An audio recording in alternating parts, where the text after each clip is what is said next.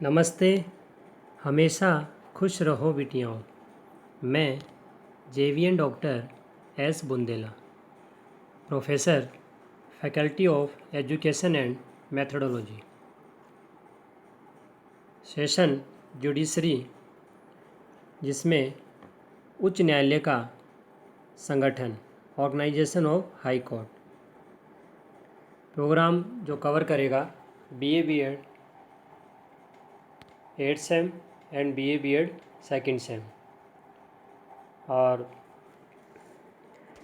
Course Indian government and politics and Indian constitution and human rights, Jyoti Vidyapeeth women's university Jaipur से।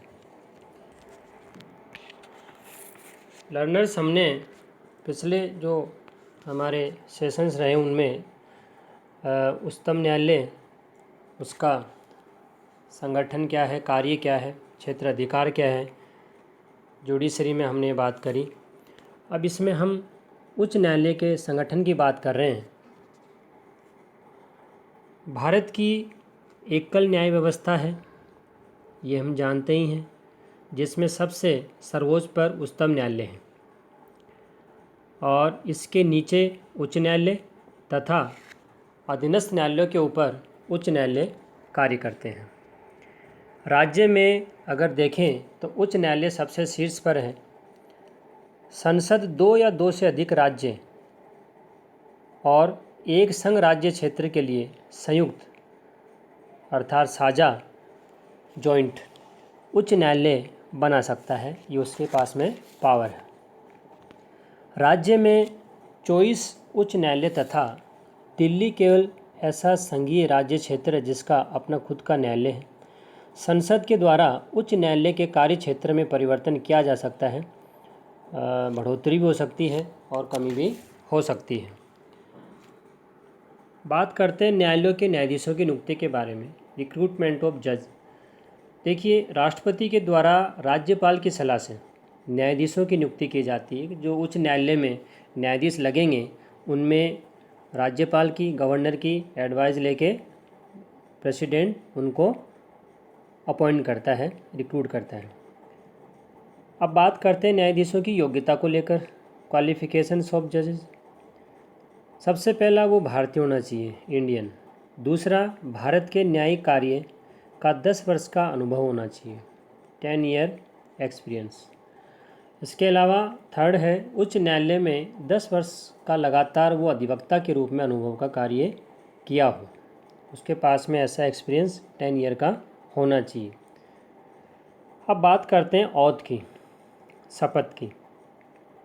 राज्यपाल के द्वारा न्यायाधीशों को पद की शपथ दिलवाई जाती है। जितने भी जो भी उच्च न्यायालय के न्यायाधीश हैं उन सभी को राज्यपाल न्यायाधीश पद की शपथ दिलवाता है।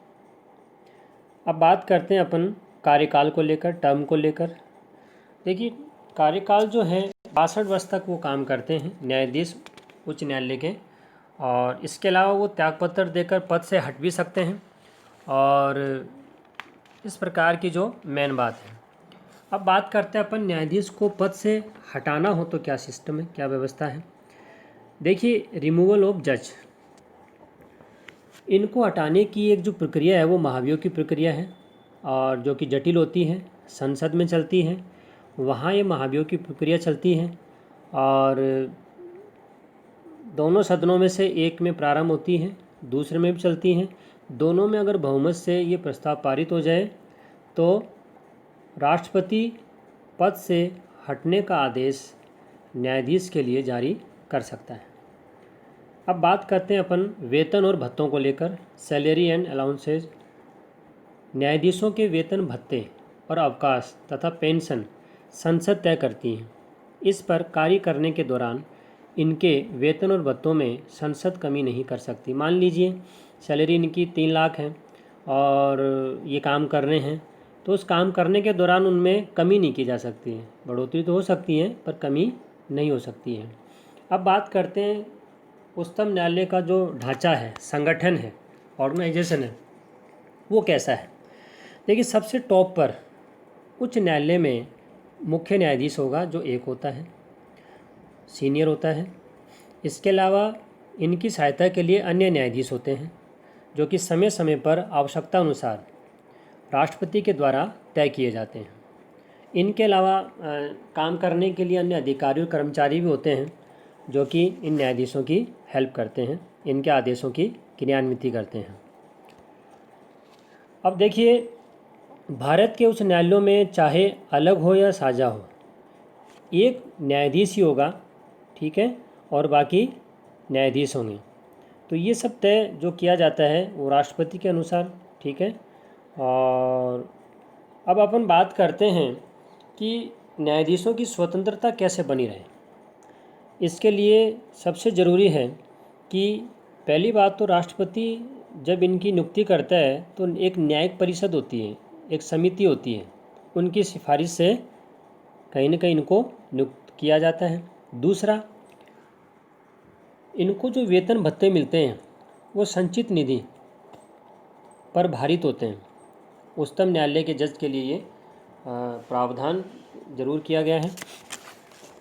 इसके अलावा सेवानिवृत्ति के बाद अदालतों में ये वकालत नहीं कर पाएंगे, अर्थात बंधन रहेगा, चाहे उच्च न्यायालय का हो चाहे सर्वोच्च न्यायालय का हो। इसके अलावा न्यायाधीशों के आचरण पर बहस नहीं हो सकती है। न्यायाधीश ने जो डिसीजन दे दिया है उनको लेकर कहीं कोई आर्ग्यूमेंट या कहीं कोई जस्टिफिकेशन नहीं होगा।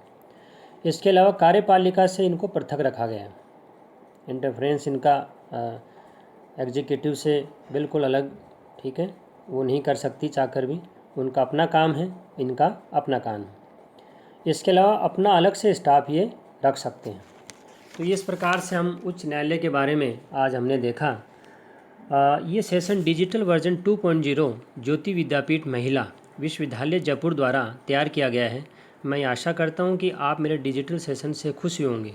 अगर आपकी कोई क्वेरी है तो कमेंट बॉक्स में ज़रूर लिखें, मैं इसे हल करने की कोशिश करूँगा। धन्यवाद।